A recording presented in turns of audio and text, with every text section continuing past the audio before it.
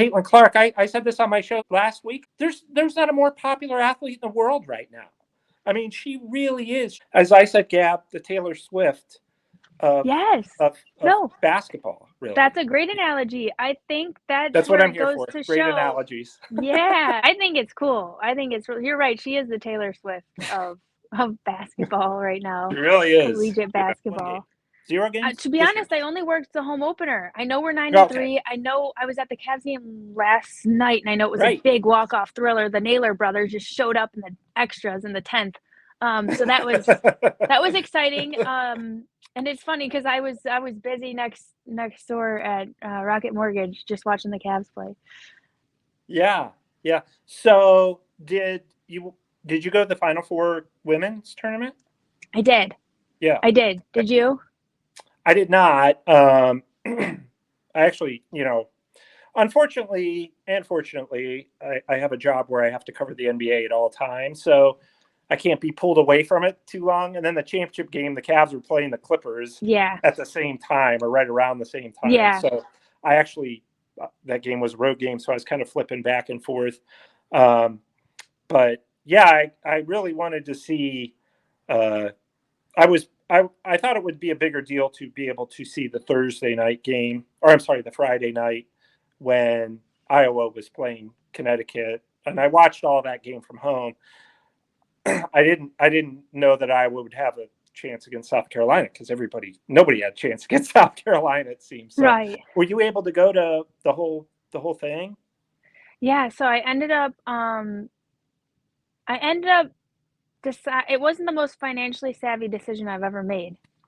Because I forgot to put in my request for a media pass. You had to do it 2 weeks or like however many weeks in advance, and I was behind the ball on that. So I was faced with on Friday. It really hit me. I was like, man, I really want to go though. I don't think we're gonna see this kind of exciting matchup for a long time. And Caitlin Clark and all this stuff and UConn and Paige Bueckers and South Carolina, Dawn Stalley, and it's all right here in our backyard. And it's women's sports and it's basketball. And I was a basketball player growing up. So I'm like, screw it. I bit the bullet and I got tickets for Friday, Saturday, Sunday. I kind of worked like a little work angle with it, and I took some behind the scenes stuff for this other guy I know. So I was able to, get thrown a bone for doing that.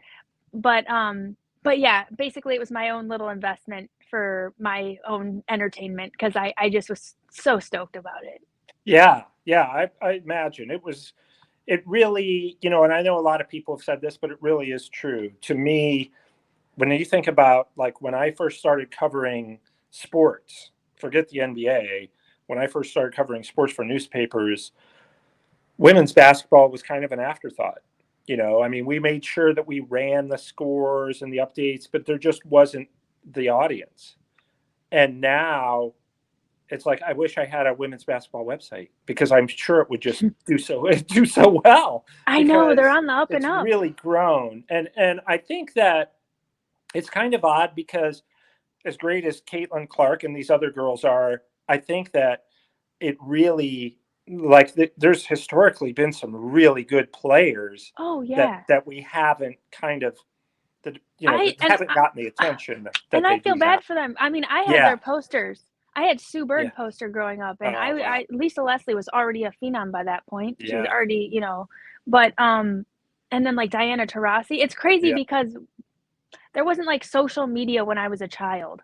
Right. And I'm like, if anyone who meets me would voluntarily say I'm a little bit flighty in the sense of like I don't always I'm like I'll miss certain things here and there. And as a kid, like I can be kind of forgetful. I'm very type B. I've got my brain's in a lot of places.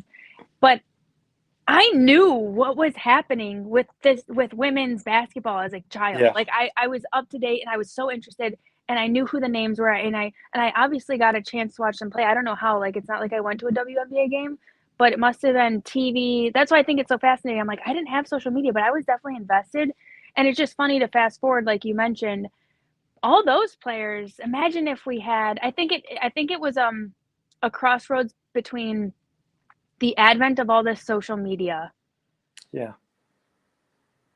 utilizing those platforms to market, and then also having the talent. It was like that trifecta that really finally got him out there to become, so people could really see why it's cool and why the individuals are cool, because you get tied to players. People really like people's Yeah. story and their swagger and just so I think that's been part of it. Is it just with social media helped out, but those players from the old time, I don't want to say old times, but you know what I mean, the generation prior. The legends, right? It's too Yeah. bad the legends didn't get. They needed more flowers. They really did. I mean, because there were some amazing, amazing players dating back to long before I even followed it, but like Cheryl Miller, and who was kind of really the pioneer of putting women's basketball on the map, kind of that, the Larry Bird, Magic Johnson of, and Reggie Miller's sister of women's basketball. But yeah, I mean, now it's just taken off, and I think that it's really a game that I know a lot of NBA scouts I talk to just absolutely love it because it's so fundamentally sound, and you don't have necessarily the huge egos because they're appreciative. It seems like the female players are very appreciative, and I haven't run into huge egos in the NBA. Don't get me wrong, but there's just a perception thing. Yeah. It seems like everybody's you're always very humble when you're kind of coming up, Sure. and I think that, or at least have that reputation. And I think that the women's game really has a lot working in its favor that, like you said, we're just now getting a chance to find out about that, it seems. And I think it's been great. I mean, Caitlin Clark, I said this on my show last week, I think. There's not a more popular athlete in the world right now. I mean, she really is. She just kind of like became, as I said, Gab, the Taylor Swift of Yes. of No. basketball. Really, That's a great analogy. I think that's what where I'm it here goes for. to Great show. analogies. Yeah, people really hook onto like these characters and their story, and Yeah, anytime you're the best at something, you're gonna capture people's attention, and so I think it's cool. I think you're right. She is the Taylor Swift of basketball right it now, really is. collegiate basketball.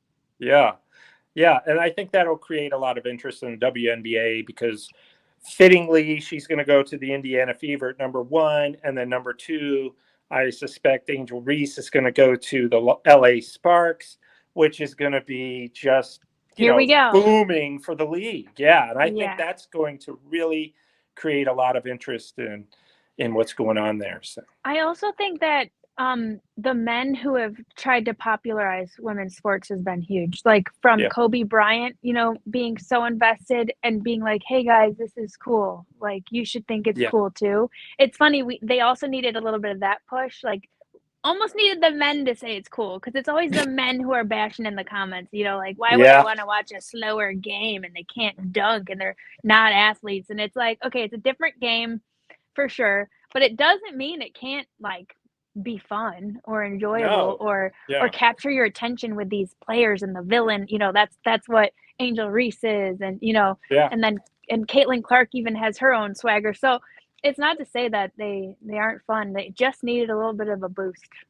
Yeah, and you're right. It's a different game, but it's a much more fundamentally sound game. And I think that the games in their own way are absolutely just as exciting as the men. I really do. It's Oh yeah, a different type of basketball, but it's just like if you went to a high school game or a small college or regular college game, you got to watch those games differently than you would say the NBA, where they're taking 43 pointers a game and it's all three right, pointers and dunks. right. It's a different game, and I think that it definitely has its absolute pluses. So I really enjoyed it. I mean, I thought it was. I really enjoyed it. I was a little bummed for Clark on the Friday game, the semifinal yeah, game. She didn't really come out too. Which, and when I think about it, that would have been the game to have a slump. All yeah, that they did to muscle past Angel Reese, yeah, and she's got this target on her back, and it's crunch time, and they've played this whole season, and I was like, you know what, that makes sense for that. Like she's probably gonna rebound on Sunday, and she did. So, yeah. um, but yeah, Sunday's game, great basketball. Like thoroughly Yeah, for enjoyable. sure. I got a migraine because I was so invested and I wanted to see Caitlin go all the way, but I knew South Carolina. I mean, there's no beating that. They were just strong, like through and through. They were better. They had more pieces, point blank. So Yeah, and what a great story they were too, going 38-0, and Dawn Stalley, was yeah. always a great player and just a fantastic coach. Seems, and I covered this before, but seems like a really great person. Everybody who covers her really likes her, and her Oh, she players was love so cool. her. So, yeah. Yeah. Her interviews were really cool. I mean, it's hard to hate on her. Yeah. You always want to root against somebody who's going 38-0 because it's like, well, you got to see, because everybody they play is going to be the underdog. So Yeah. as somebody who roots for the underdog, but no, they was really, really handled it with a lot of grace and class, and Yeah, and she gave there was Caitlin no the shout arrogance. out Right. at her, when press conference or whatever, or at post game speech. So it was cool. It was an exciting time. Yeah. So, okay. Usually, Gab, I talk about the Cavs here. And oh, wait, Mike is asking us if we think Caitlin will entertain the Big Three offer.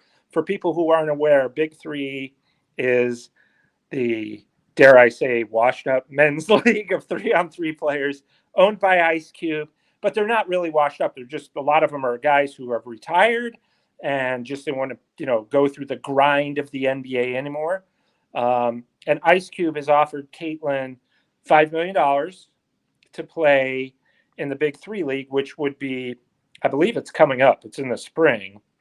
And then she could still play in the WNBA. And the WNBA, Gab, I'm not positive, but I think the top salary there is like $75,000. Is it really? I'm pretty sure. Wow, I think the there are top some salary players, in the WNBA. there could be some that are making like 2 million or something along those lines. So don't quote me on that. Wow. But it's a lot. You're not going to make $5 million in WNBA in your first year. Okay, sure. I didn't realize it was that it could be low. 200,000 or something, but it's not that high. Okay, crazy, yeah. When you compare it to other professional leagues. Sure. And I think some of the top stars, I know. I mean, the fact that Ice Cube is throwing her $5 million, or offering her $5 million to do this, to play in the Big Three, and I think it's just for this season. Okay. You know what I mean? It's not like you have to play in the Big Three for forever. Yeah. It's just like this year. Like here it is. Mm-hmm. Yeah. So, she addressed that. I think at the Elite Eight was when somebody asked her about it, and she said, right now, obviously, haven't even thought that far ahead. Yeah.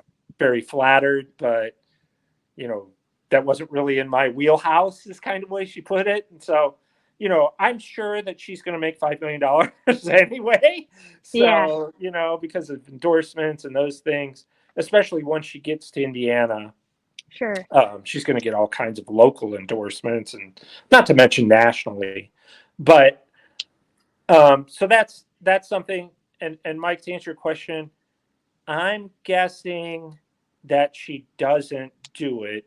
And again, this is just pure speculation and guessing on my part, only because she seems like she's going to be so locked in on doing what she needs to do at WNBA, doesn't want to risk injury. She knows she's going to make a lot of money in the WNBA.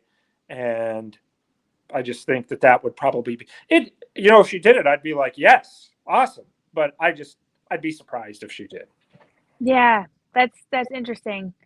Because it seems like a cool opportunity, but like you said, I think the biggest thing in the way is the injury aspect. You wouldn't want to get injured right away, and then you're kind of already starting off on the wrong foot for WNBA action.